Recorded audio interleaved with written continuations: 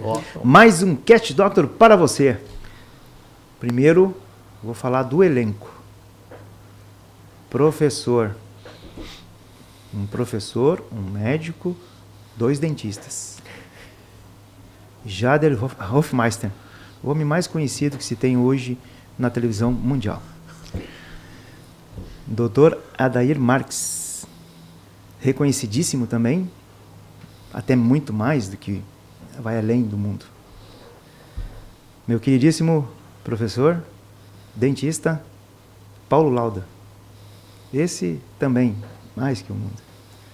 E eu aqui, um Helles, no meio dessas estrelas aqui, para falar sobre saúde e espiritualidade.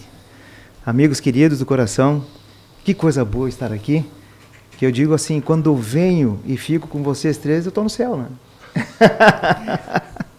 Muito obrigado. Obrigado por nós falarmos sobre saúde e espiritualidade. Um mês de setembro chegou, está aí, e temos muito a conversar, né? Sim. Professor? O mês de setembro é o mês do combate ao suicídio, né? E acho que essa é uma boa pauta, né, Adair?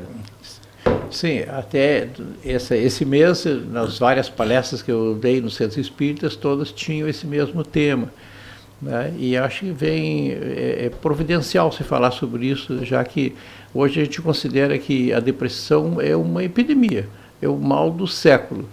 E nunca se viu tantos casos de depressão como estamos vendo agora. Mas a depressão por si só já não é o grande problema, é a grande complicação temida que a gente tem no deprimido, que é a possibilidade do suicídio. As pessoas não gostam muito de falar em suicídio, mas acho que esse é o momento da gente falar sobre isso, né, a importância, né, de diagnosticar e tratar o deprimido para evitar que ele entre, né, no buraco sem fundo que é o autoextermínio. Tá? A minha fala inicial é contestar o que o Douglas falou no início, que eu sou... Como é que é exatamente? Mas deixa isso para lá. Ele é muito humilde, ele é muito humilde.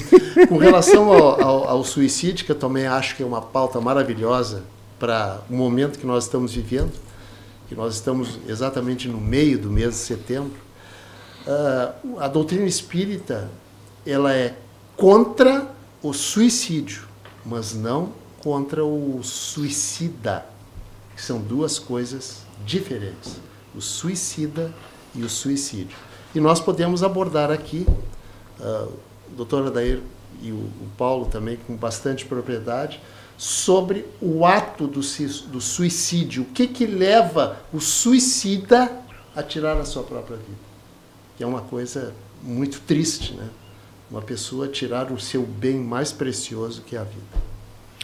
Dentro do contexto espírita, é importante que se fale, né, eu acho que com prioridade, no início da nossa conversa, o fato de que, quando a gente reencarna, nós viemos para o mundo físico com o objetivo de pagar as nossas provas e se submeter a dar uma espiadinha no que a gente fez lá no passado, né, e passar também a fazer as suas expiações. E não aumentar o seu peso kármico.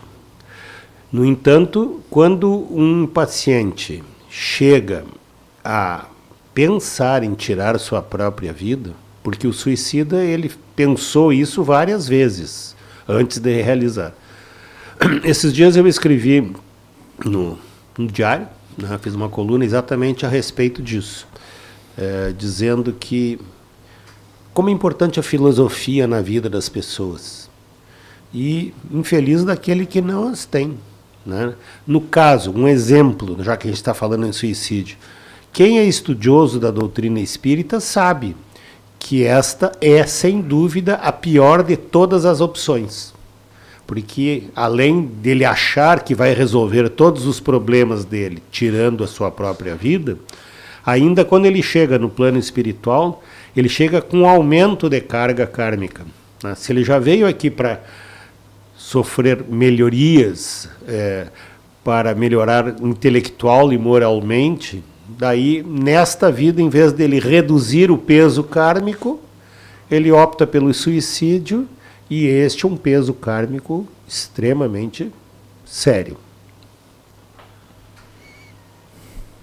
Sabe que tem uma pergunta que o Kardec fez para os espíritos, no Livro dos Espíritos. Então, o Kardec pergunta para os espíritos, porque assim foi feito aquele livro, né? Por que as pessoas perdem o gosto pela vida e acabam se deprimindo e se suicidando? E a resposta dos espíritos é por 3 razões: o ócio, a falta de fé e a saciedade. Essas são as 3 explicações que o mundo espiritual dá para que a pessoa perca a vontade de viver e de lutar e de batalhar. E eu acho que eles têm razão. A minha avó dizia que o ócio era a oficina do diabo. Quer dizer, o cara que não trabalha, que não se esforça. Não, mas eu não preciso trabalhar assim, não precisa trabalhar para ti, mas ao menos faça alguma coisa pelos outros, porque isso também faz parte do trabalho. O trabalho, né, a caridade, o trabalho voluntário, as pessoas não precisam ganhar dinheiro, mas isso é para fazer, porque o trabalho é importante e é uma das leis morais, você sabe. Exatamente. O trabalho é uma das leis morais. Então, o ócio seria uma delas. A falta de fé é evidente. No momento que o indivíduo não tem espiritualidade, não acredita em Deus, não entende o verdadeiro sentido da nossa existência, não consegue responder com absoluta convicção as 3 perguntas, né, Jader, mais importantes da humanidade: de onde viemos, o que estamos fazendo aqui e para onde vamos quando sairmos daqui. Então, bem como o Lauda diz, nós estamos aqui ocupando temporariamente esse corpo, né, como um instrumento de manifestação no mundo físico, e para que a gente possa crescer, evoluir em todos os aspectos, tecnológicos, científicos, e principalmente moral, ético e espiritual. Esse é o sentido da nossa existência. E o dia que este corpo morrer, nós nos libertamos e voltamos para o mundo espiritual, um pouco mais evoluído, um pouco mais sábio, um pouco mais espiritualizado. E certamente precisaremos várias passagens por aqui até chegar num estado de perfeição. Então, aquele que não entende isso, né, então, para que eu vou ficar vivendo nessa vida horrorosa aqui, sofrimento, problema com filho, com mulher, com trabalho, com política? Eu vou me matar, porque não tem nada mais depois disso mesmo, então, para esperar morrer lá adiante, vou morrer agora, que é mais fácil. Então, esse erra, né, por não entender o sentido da nossa existência. E a terceira razão que eles dão, né, seria a saciedade. Quer dizer, isso é comum em sociedades muito evoluídas, em que não há problemas socioeconômicos, tem fartura, tem trabalho, não tem desemprego, quer dizer, tudo tranquilo, o governo funciona bem, não há problema. Então, eles também, é coisa demais, recebe tudo tranquilo. Então, países como a Suécia, tu conheces? Países, Suécia, Alemanha, a Noruega, Dinamarca, são países onde há o excesso de saciedade, e ali, exatamente ali, que é o maior número de suicídios.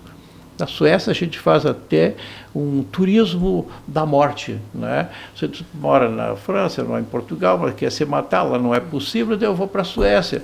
Lá tem morte assistida, suicídio assistido. Um médico, que eu considero um hipócrita, que nasceu para salvar vidas, dá assistência para aquele indivíduo para acompanhar ele durante o seu suicídio. É assim que funciona. A Suíça também tem esse serviço. Exatamente. Então, desculpe, só para encerrar. Então, por isso que onde a saciedade tem coisa demais, o indivíduo acaba perdendo o gosto pelo esforço, pelo trabalho. E aí pode se matar ou se deprimir. Já me perguntaram uma ocasião se o espírita se suicida. Sim, o espírita se suicida, às vezes, não na mesma proporção dos não espíritas. Por quê? Porque a filosofia espírita tem a capacidade de explicar as 3 perguntas que o doutor Adair fez: quem sou, de onde vim, para onde vou, né? Eu acrescentaria, doutor Adair, com muito respeito, mais uma. por que vim. Por que vim? Porque a doutrina espírita nos explica quem sou, de onde venho e para onde vou. Agora, ela nos dá para que nós próprios achemos os motivos pelos quais estamos aqui. Para melhorar o que eu estou aqui. Para eliminar o que estou aqui. E em entendendo esses quesitos todos, a minha vontade de tirar a minha vida diminui assustadoramente. Não, às vezes, muitas vezes, dependendo dos problemas, não tira 100%, mas diminui drasticamente, eu entendendo. Só me alongando um pouquinho mais, a vida é como prova de matemática. Eu sempre, quando eu dou alguma palestra, que surge a oportunidade, se tu decorar a matéria de matemática que o professor te deu, é sinal de que tu vai ir muito bem na prova? Não. Porque matemática não é para ser decorada. A vida também não. A vida é preciso ser entendida. A matemática, eu só vou ir bem na minha prova se eu entender a matéria. Se eu não entender, se o professor mudar um fator ali, pronto. Eu já, como se dizia antigamente, do meu tempo, talvez não seja dos senhores, me ralei, né? me ralo, né? Aí é verdade. Tá? Então a vida e a doutrina espírita tem essa capacidade de nos dizer, de nos informar o porquê, quais são as razões de eu estar aqui, entender a vida. E aí eu tenho mais chance de não me suicidar. O processo reencarnatório, ele é um processo planejado, né? Então, se o espírito, falando exclusivamente dentro da doutrina espírita, se o espírito decide reencarnar, esse processo reencarnatório é um processo muito bem planejado. Muito. Onde hoje acredita-se que a maioria dos espíritos já estão fazendo o acompanhamento da sua própria encarnação. Acompanha até a embriologia, Douglas. Uhum. Né? Embriologia celular, enfim. Uhum. E daí eu me lembro de uma história, acho que foi até o Adair que contou, né, que numa encarnação X lá, o cidadão veio muito bonito, muito bem apessoado, né? E o fato dele ser muito bonito atrapalhou o processo reencarnatório dele, porque ele se desviou do centro, do objetivo principal da reencarnação dele. Daí depois ele veio a ter a morte física, enfim, voltou para o plano espiritual. E quando ele foi reencarnar novamente, ele pediu que ele viesse fisicamente mais feio. Para que aquilo não atrapalhasse ele do objetivo reencarnatório dele. Então, se nós combinamos, estruturamos, acompanhamos o nosso processo reencarnatório, nós não temos o direito de tirar esta vida que nos foi ofertada, né? Então, no momento que o Jader fala, com muita propriedade, por sinal, né, que a pessoa que detém a doutrina espírita, ela não é necessariamente isenta da possibilidade de vir a cometer o suicídio, mas com certeza, né, Jader, reduz drasticamente o número.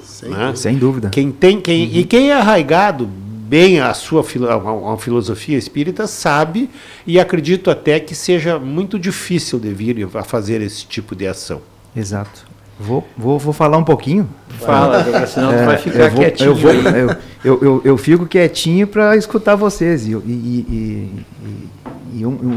Uma das sabedorias é saber escutar, né? Mas eu vou pegar o entender, né? Por que nós viemos aqui, as demais perguntas, né? O que eu estou fazendo aqui e para onde vamos? E para onde vamos? Dentro do entendimento, né, do autoconhecimento, acho que é muito importante a gente ter esse autoconhecimento, e quando a gente não se conhece, a gente fica sem um norte, sem uma direção. E que bom seria se nós tivéssemos no início uma orientação espiritual, né, do porquê a gente veio aqui, e no caso a gente acaba aprendendo, né, na experiência da vida, encontrando pessoas, né, assim como vocês e outras, e tentando entender o porquê nós viemos aqui. Então, eu sempre fui curioso e sempre tento assim saber mais a respeito, mas dentro da minha, né, dentro do eu. Então, eu sei que eu vim aqui para cumprir uma missão. Né? Essa missão, ela vai me fazer com que eu use uma ferramenta, né, dentro do meu conhecimento. E contando a minha história mesmo, né, porque isso é importante, colocar relatos que fazem com que a depressão venha. Né? Então, o meu entendimento é que eu vim aqui por uma missão, mas antes da missão eu tenho uma vocação e tenho um propósito, que isso tem que deixar claro na cabeça da gente. E qual é a minha vocação? A minha vocação foi sempre aquela que até hoje, e hoje nós comentamos sobre resiliência, é uma chama, é uma força de vontade, é uma fé, com que faz que eu mantenha essa chama que se chama vida, e dentro disso, com o meu propósito de ajudar pessoas, eu utilizo uma ferramenta. Ferramenta como a odontologia, né, para ajudar pessoas de certa forma, ou de outra forma, dentro de uma caridade, ou dentro das minhas habilidades, ajudar alguém. Mas, há 2 anos atrás, eu tive um primeiro diagnóstico, né, que nem todo mundo sabe, que foi a espondiloartrite. A espondiloartrite ela é uma doença autoimune, inflamatória com dor crônica, que afeta as articulações, né, as articulações do corpo.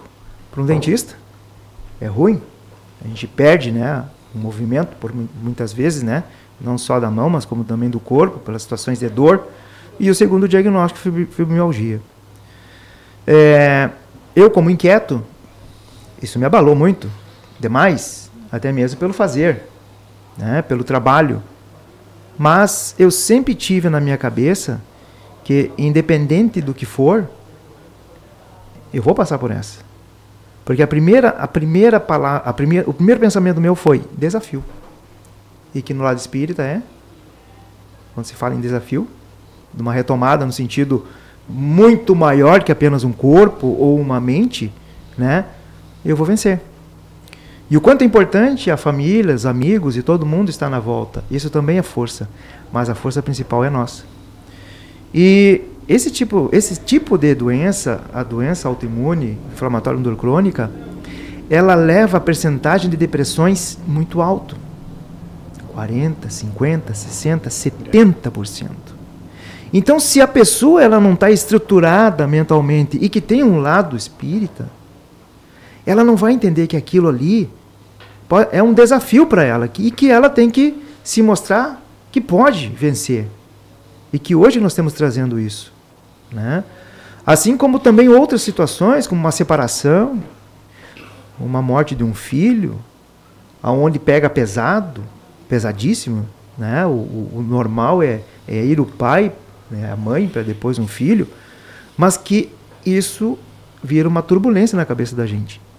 Então, quando se fala, né, para que eu vim, isso é importante cada um que está nos assistindo e nos escutando, começar a se perguntar se realmente você sabe para que você veio e o que está acontecendo na sua vida. E por que você encontrou, às vezes, pessoas que jamais passaram na tua frente e essa pessoa está te ajudando. Né? Então, colocando dessa forma, né, e colocando uma situação, né, que é minha, mais ou menos é por aí o caminho. Né? Isso que tu fala... Pode falar, Laura. No filme Mensageiros, né, ilustrou exatamente aquilo. Né? As pessoas, agora do Nosso Lar 2, né, no plano espiritual fizeram um combinado. Né? Tu vai nascer com condição financeira muito boa, tu vai entrar para conseguir sustentar uma casa. Tu vai ser a pessoa que vai fazer uma casa de espírita. E assim, cada um, quando reencarnou com um objetivo. Uhum. E no transcorrer do filme, o André Luiz nos conta, né, é uma obra do André Luiz, psicografada pelo Chico, que alguns foram na direção do seu caminho e outros desvirtuaram.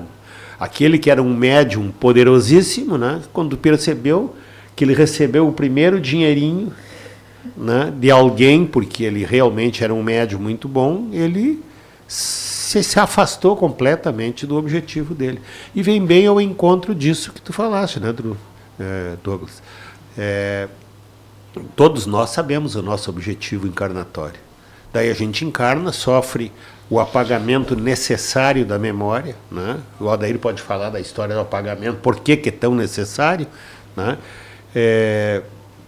Para seguir a sua trajetória. E nessa história toda aí, muitas vezes nós nos afastamos do objetivo principal de reencarnar, no momento da reencarnação.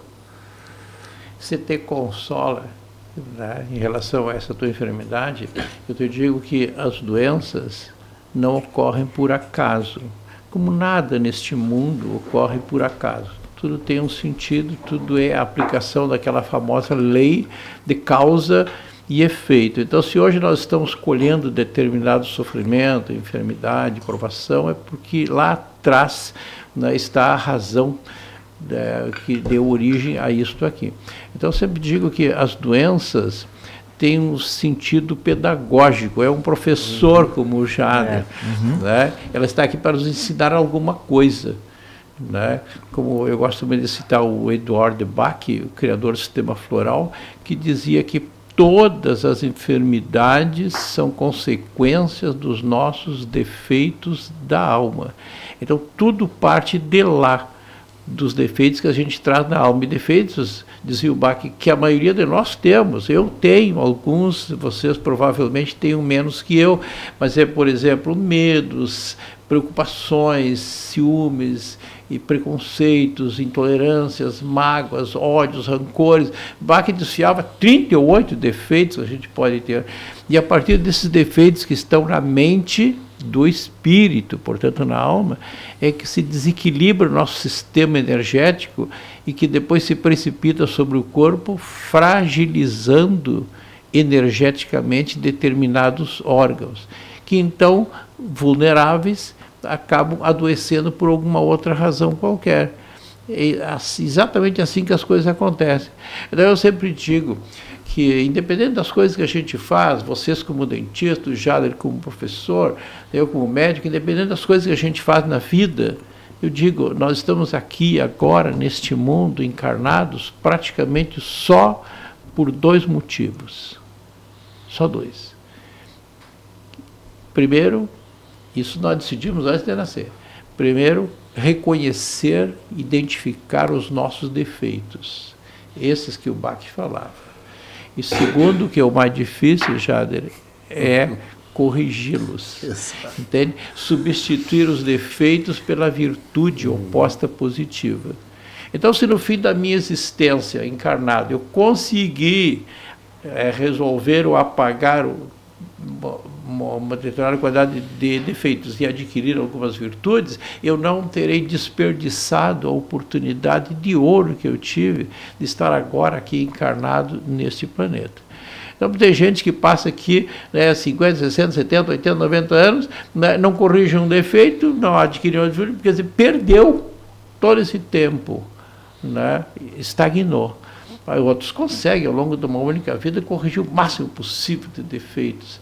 Então, quanto maior o número de defeitos que a gente vai corrigindo e virtudes que vamos adquirindo, menor a necessidade de fazer essas cruzadas. E não cometer um suicídio para aumentar essa carga. Né? O suicídio é o abacaxi. Né? Você perguntado para os espíritos o que acontece quando o indivíduo se suicida, então eles mostram ali que tem uma coisa que todo suicida se dá conta quando chega do outro lado. Eles dizem, numa palavra, o desapontamento. Eu me matei para escapar dos problemas, que na verdade não estão no corpo, estão na alma. Quando chegou lá, a alma não morre, ele continuou com os mesmos problemas, quer dizer, desapontado. E tem outra coisa muito interessante, né, que a maior parte dos suicidas são recidivantes. Ele já veio com compromisso de superar aquela dificuldade. E quando chegou ali, faltou força e ele se entrega de novo. Aí volta para lá, o cara, mas rapaz, tu de novo aqui? Né? Eu fiz tu reencarnar, tu só precisava não tirar a tua própria vida. Aí dá, mas pelo amor de Deus, me dá mais uma chance, tu vai de novo. E assim ele vem e volta. Numa dessas ele consegue, pelo apoio da fé, da religião, da parceria, da família, da sociedade, ele consegue superar aquela horrorosa tendência de cometer o erro e ele passa por essa prova e aí não precisar mais passar por uma situação desse tipo. É muito interessante isso, essa questão da recidiva do suicídio. Douglas, tu é uma pessoa que eu admiro muito, e isso não é novidade para ninguém aqui. Primeiríssimo lugar, nós viemos aqui neste mundo, eu vou complementar o que o Dr. Adair falou, por 2 grandes motivos. Primeiro, aprender. E o segundo motivo, ensinar. O terceiro é a missão, certo?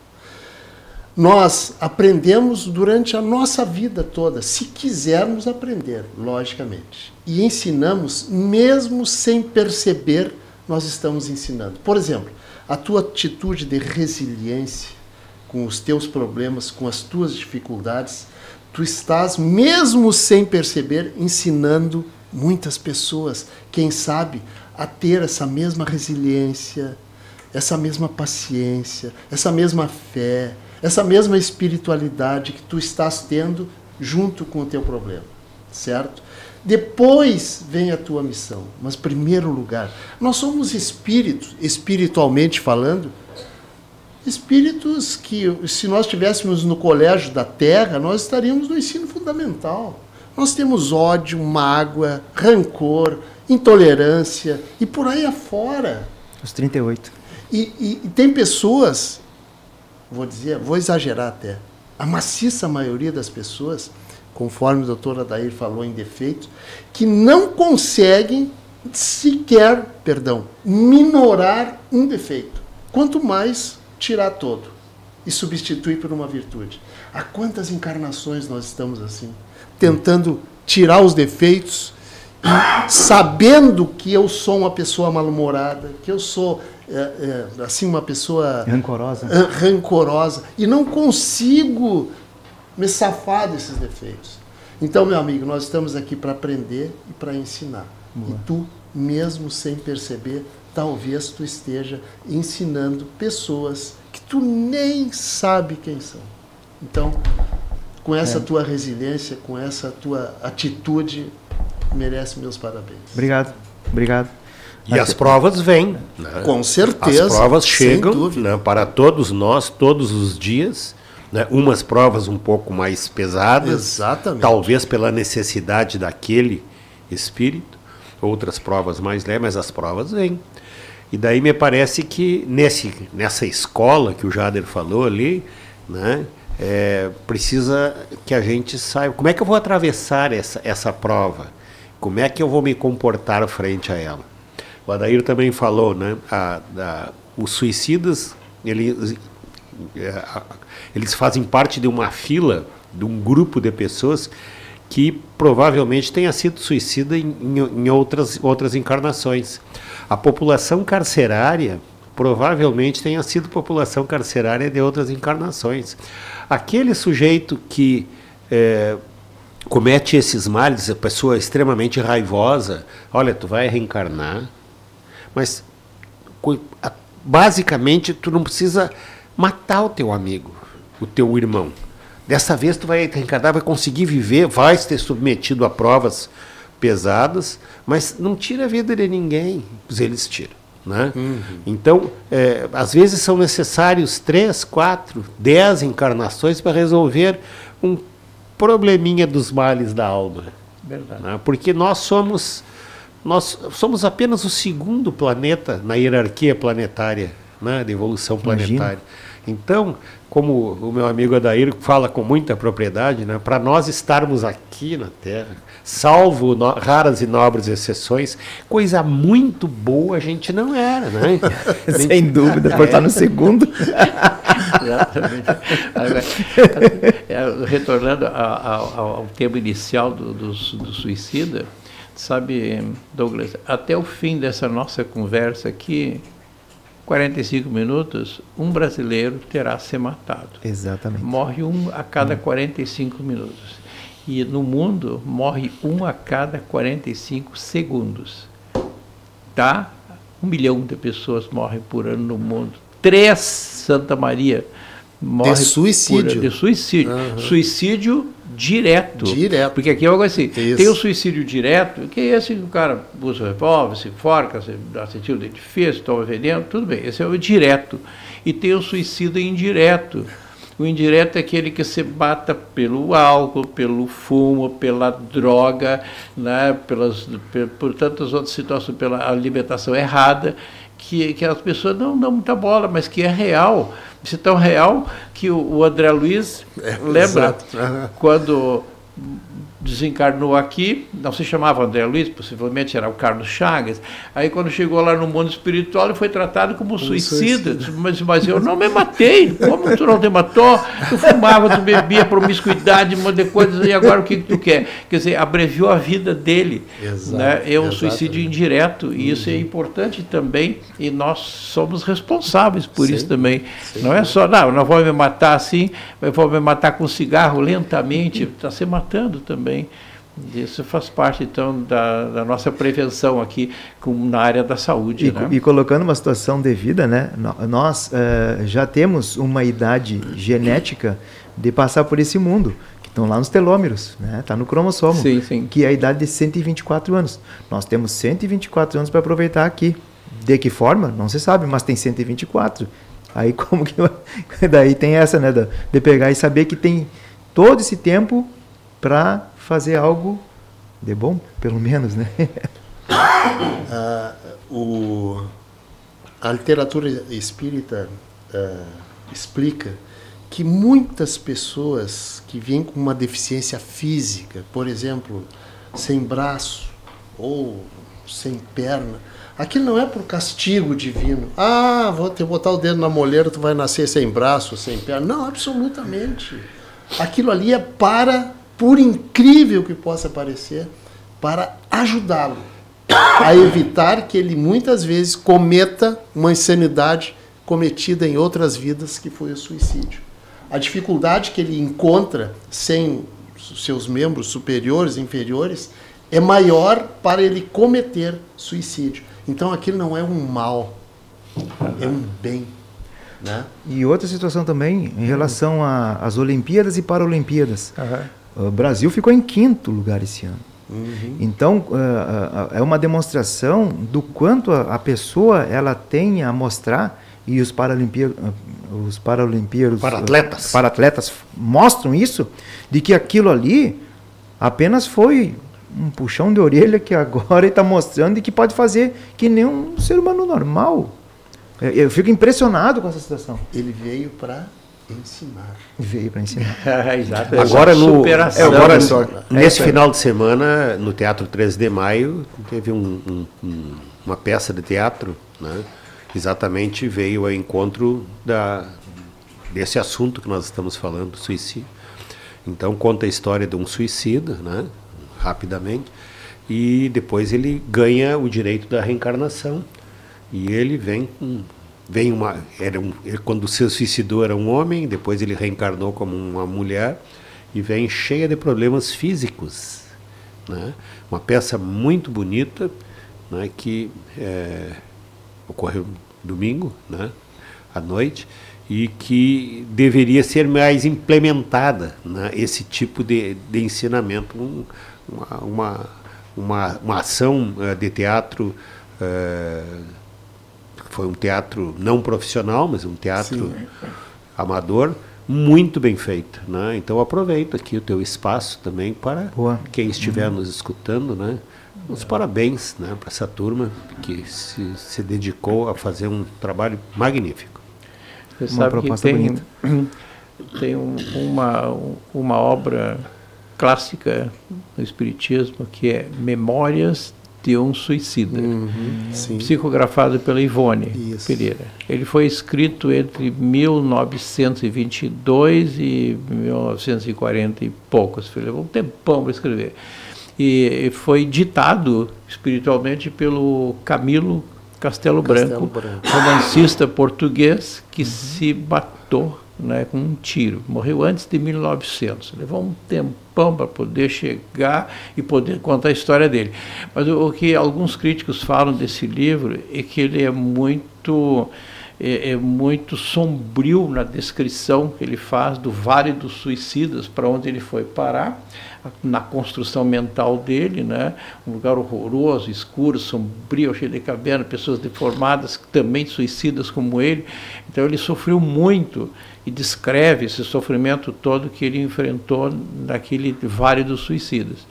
Então alguns críticos acham, mesmo alguns espíritas, que é um exagero, que a forma como eles, o Camilo e a Ivone, pintaram aquele ambiente encontrado pelo suicida. Então, e aí os que comentam a obra acham que aquilo foi a situação dele, do Camilo, encontrou aquilo, mas que nem todos os suicidas vão encontrar um ambiente tão hostil, tão desagradável. Tudo vai depender do merecimento de cada um. Então, se era uma pessoa que se matou, mas era uma pessoa boa, correta, eticamente, moralmente, era caridoso e tal, mas por um desequilíbrio qualquer, numa situação aguda, uma perda insuperável, ele se matou, muito provavelmente pelo merecimento, ele terá do outro lado as pessoas que vão receber ele. A mãezinha que tinha morrido, a avó, a madrinha, o tio, o avô, estão lá para ajudar a fazer a transição, né, e ampará-lo naquele sofrimento que ele está. Claro que se ele era uma pessoa aqui, uma pessoa ruim, né, desapegado, maldoso, raivoso, briguento, cheio de ódio, mágoa, rancor, e um dia morreu ou mataram ele na plenitude da sua, né, energia, ele vai ter uma enorme dificuldade no desencarne, né, e isso vai ser difícil, sofrido, complicado. Então eu digo que esses aí vão enfrentar um desencarne pelo SUS, complicado, difícil, né, arrastado. Então é aquilo que os críticos falam. Possivelmente o Camilo descreveu ali uma forma complicada de como o suicida vai encontrar. Mas nem todos vão passar por uma situação dessas. Exatamente. Mas seja como for, todos eles vão chegar lá e vão se arrepender do ato errado que tiveram. E vão suplicar voltar para nova experiência, para não cometer o mesmo erro. Pegando esse gancho do Camilo Castelo Branco, que ele narra o seu próprio suicídio e o que ele passou lá do outro lado, né? Um dia eu fui dar uma palestra numa casa espírita, aqui em Santa Maria, lá para os lados de Camobi.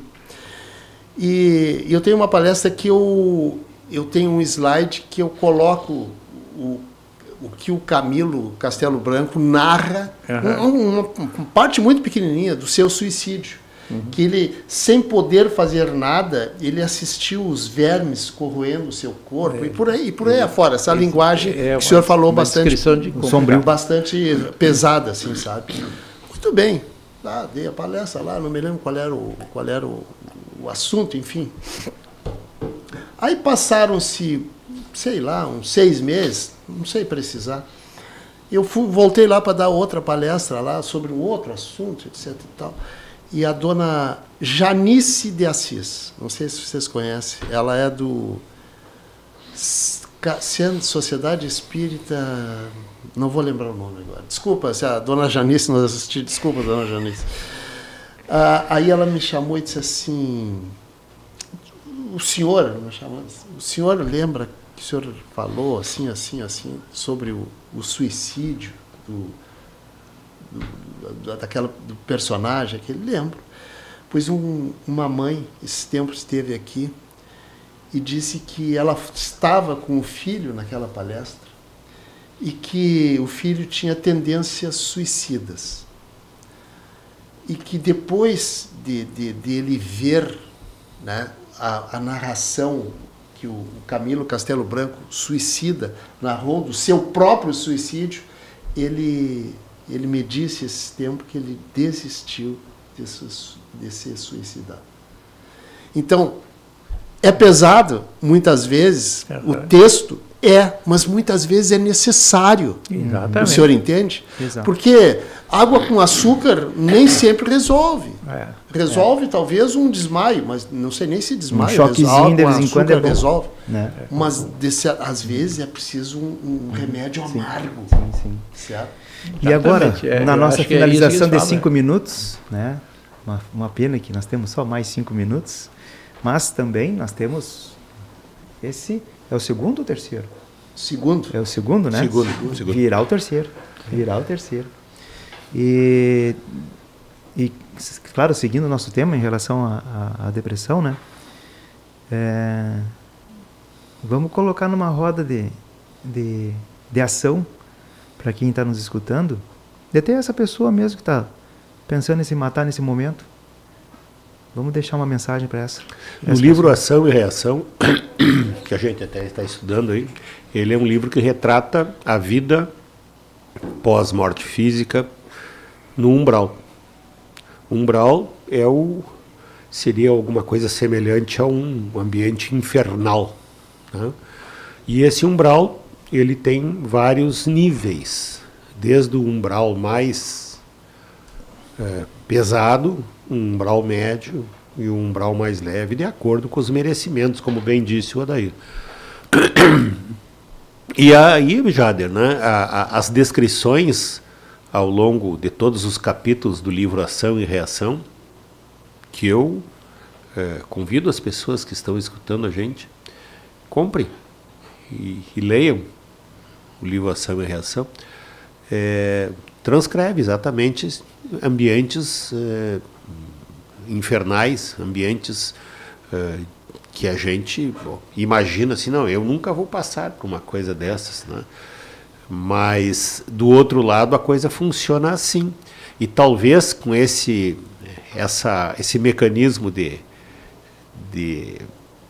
a forma da gente expor esse assunto de uma forma tão objetiva, faça esse mecanismo, né, da pessoa assim, não, mas eu não quero passar por isso, né? Sim. Eu não quero passar por isso. E nesse mês que combate o suicídio, também a gente tem que, nós todos, tenho certeza, fazer um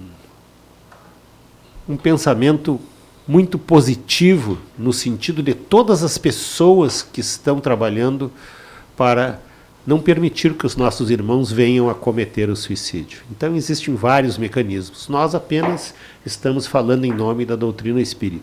Mas existe um trabalho intenso de muitas pessoas daqui de Santa Maria e outros que fazem um trabalho magnífico. O Centro de Valorização da Vida, CVV. Por sinal, foi criado como baseado do estudo do livro que eu citei. Então, inspirado naquele livro, Memória do Suicida, foi que os três fundaram em 1962 o CVV. Não. Esclarecido por aquele livro. Não. Eu não sei qual é a câmera que está me filmando aqui. Ali. Tá. Não, eu gostaria de deixar para quem está nos assistindo que procure se esclarecer a respeito daquilo que o doutor Adair falou. Por algum motivo nós estamos aqui. E um motivo muito sério, um motivo muito importante. E então eu quero me dirigir a essas pessoas que eu não era espírita. Eu tinha muitas dúvidas a respeito, inclusive, da justiça divina. Eu estou olhando exatamente para lá. Então, eu quero dizer para as pessoas que, quando eu descobri a doutrina espírita, me abriu assim como saiu esse céu enfumacento que nós estamos vivendo hoje aqui e abriu um sol. Eu entendi muitas razões dos porquês da vida. Sim. Então eu convido as pessoas que têm sérias dúvidas em querer talvez tirar a sua própria vida, que procurem alguma literatura espírita, no sentido de buscar razões do porquê ela está aqui. Esse é um recado que eu deixo, fundamentalmente, acredito, para os não espíritas, mas aqueles curiosos que têm a respeito de entender mais além da vida. E como os suicidas também estão nos assistindo, eu peço que o Pai Celestial ilumine a todos os suicidas para que eles sejam facilmente esclarecidos e que possam rapidamente voltar ao mundo físico numa nova oportunidade, né, de continuar aqui sem cometer o mesmo erro que cometeram. Agora amparados no conhecimento da nova experiência. Tá? Muito bem. Falando em literatura, cite a sua literatura. São os 2 livros, né? 2 livros. Eu fiz o primeiro livro, e foi em agosto do ano passado, e agora, na Feira do Livro de Santa Maria, eu editei, fiz a 2ª edição, a história é a mesma. Que é? E em abril, né? O título? No dia 17 de abril, meu aniversário, né? Eu vou lançar a sequência desse livro, que chama-se Vidas que se Sucedem. Vidas né? que O Adair já leu, né? É. E então nós estamos em processo agora de diagramação, enfim, mas vai vir, né? Maravilha. Então, em abril de 2025. E vão aproveitar outra literatura? As suas literaturas? Não, também. não, a minha já Não, foram 2 livros aí, já... Cite os 2 nomes. Um foi A Lógica Espírita dos Problemas da Vida, certo? São 15 temas ali que eu abordo. E o segundo livro é A Face Cinza da Fé, que também são outros 15 temas diferentes que eu abordo, com as explicações espíritas a respeito daqueles problemas, que na verdade... A gente diz erradamente problema, né? Na verdade não são problemas, nem dificuldades, são oportunidades de aprendizagem. Maravilha. Eu convido a todos a fazer um brinde com água. Com água? A vida. A vida. A vida. A vida. Saúde. A saúde. E tem que beber, né? Meu muito obrigado. Mais uma vez, meus amigos. Já estou ansioso pelo próximo. É sempre as ordens. E eu acredito que tem quem está nos assistindo, nos escutando também da mesma forma. E quero agradecer a vocês e que todos fiquem em vigília. Em vigília constante pelaquela pessoa que está do seu lado, que por vezes pode estar num comportamento diferente, não tão normal que você sinta. E fique sob vigília você mesmo. E outra, traga tudo que nós falamos aqui para dentro de você e reflita melhor. Coloque na balança que vida é muito superior a qualquer tipo de bobagem que possa fazer. Muito obrigado a você e olha, conte com a gente. Nós estamos aqui para comunicar. Até a próxima!